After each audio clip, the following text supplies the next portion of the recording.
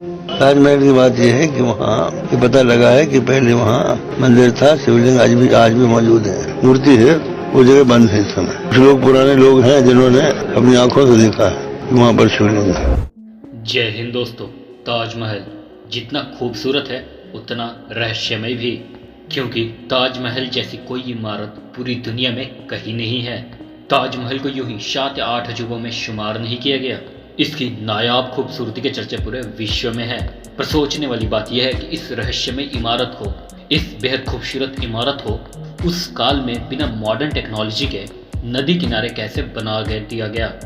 ऐसे कौन से महान स्किलफुल वाले वर्कर्स उस जमाने में मौजूद थे जिन्होंने बिना टेक्नोलॉजी के, बिना एडवांस मशीनरी के, बिना कंस्ट्रक्शन डिजाइन के इतनी खतरनाक इमारत को बना डाला। क्या ताजमहल का कोई नक्शा बनाया गया था, या उसके नक्शे अभी कहीं पर सेफ रखे हैं, या फिर उस नक्शे को मिटा दिया गया। वो जो कहानी सुनाई जाती है कि ताजमहल बनाने वालों के हाथ काट दिए गए थे, इसके पीछे आखिर क्या राज है। क्या आपके घर में कोई बेहतर काम करता है तो क्या आप उसे बख्शिश देते हैं या फिर उसे सजा देते हैं? खुद ही सोच के देखिए। और एक और वाक्य है जिसे काफी टूल दिया गया है कि ताजमहल एक शिव मंदिर था। क्या इसमें भी कुछ सच्चाई है? आज इस वीडियो में हम इस रहस्य से पर्दा उठाने की कोशिश करेंगे और इस नायाब इमारत की रहस्य को सुलझाने की कोशिश करेंगे, जिसके पीछे कई कंट्रोवर्सी कायम है। बने रहिए इस वीडियो के अंदर। इससे पहले इस चैनल को सब्सक्राइब कर लीजिए, बेल आइकन को दबा दीजिए और जितना ज्यादा हो सके शेयर कीजिए ताकि नॉलेजेबल वीडियो काफी लोगों पास पहुंचे। भारत के उत्तर प्रदेश राज्य के आगरा शहर में सफेद संगमरमर की बनी इमारत ताजमहल दुनिया की 7 अजूबों में शुमार है, जिसे मोहब्बत की निशानी के नाम से भी जाना जाता है। ताजमहल उस समय की बेजोर कलाकृति और कारीगरी का एक नमूना है, जो कि खूबसूरती के लिए आज भी उतना ही मशहूर है जितना कि उस कालखंड में था जबकि इसे बनाया गया था।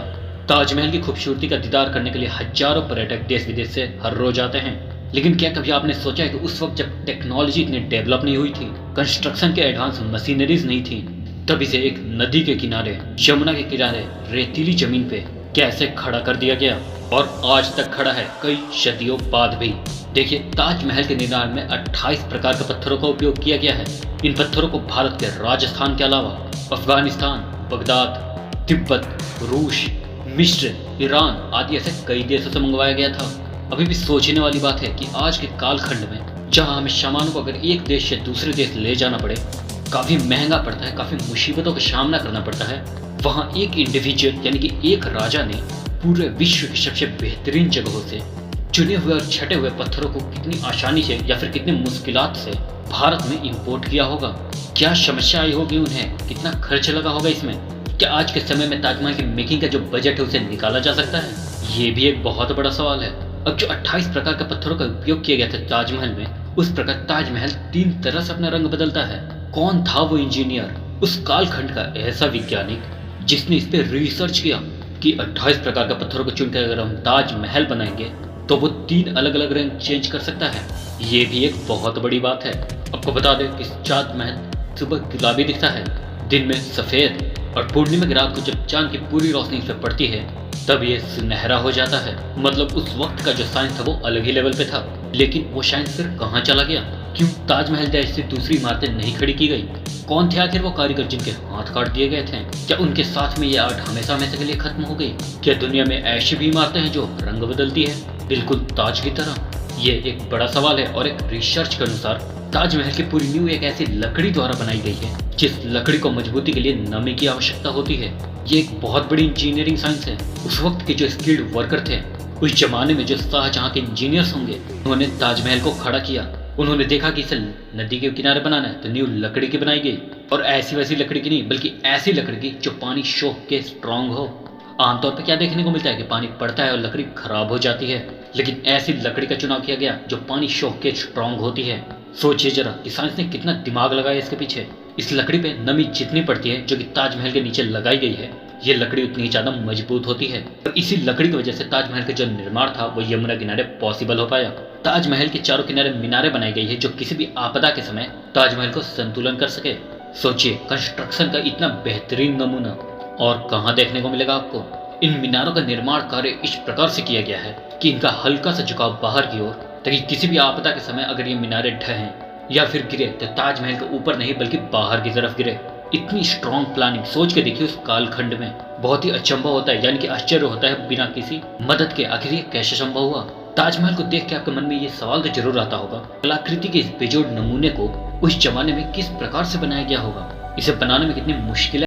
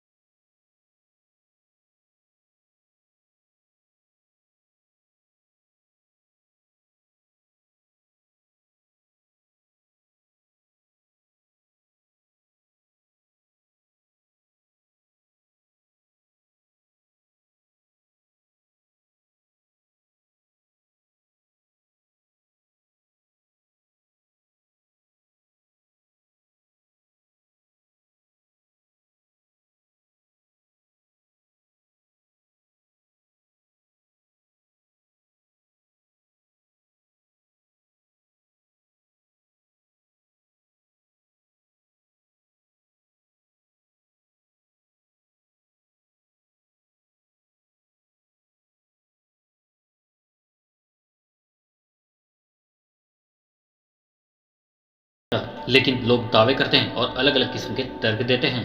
कुछ ऐसे कंस्पिरेसी थियोरिस्ट का कहना है सारे सबूत जो थे जो बचे हुए उसे ताजमहल के नीचे कमरों में सील कर दिया गया है और उसके ऊपर ताजमहल का निर्माण कर दिया गया है। वो कमरे आज भी वहाँ पर मौजूद हैं जिनके अंदर जाने की इजाज़त किसी को भी नहीं है।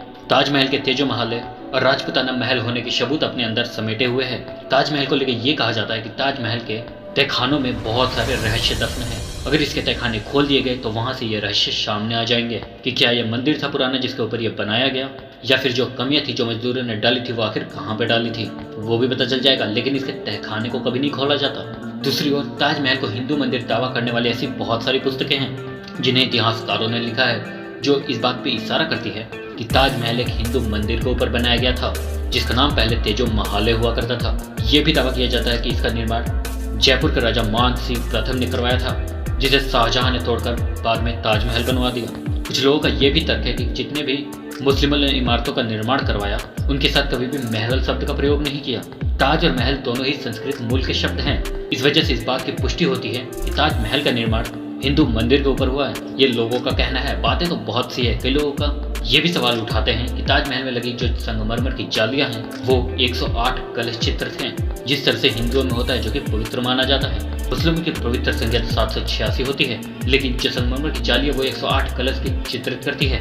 ताजमहल पे सभी इतिहासकारों और खोजकर्ताओं के अपने अपने मत हैं। कोई कहता है कि ताजमहल मुगल बादशाह शाहजहां ने अपने बेगम मुमताज महल के अंतिम इच्छा की पूर्ति के लिए बनाया गया था उनकी याद में और यहीं पे उनका मकबरा है। कुछ लोग ये कहते हैं कि ये हिंदू मंदिर तेजो महल या फिर राजपूताना है जिसे कुछ बदलाव करके शाहजहां ने इसे ताजमहल का नाम दिया। लेकिन ऐसे बहुत से रहस्य जो कभी उजागर नहीं हो सकते।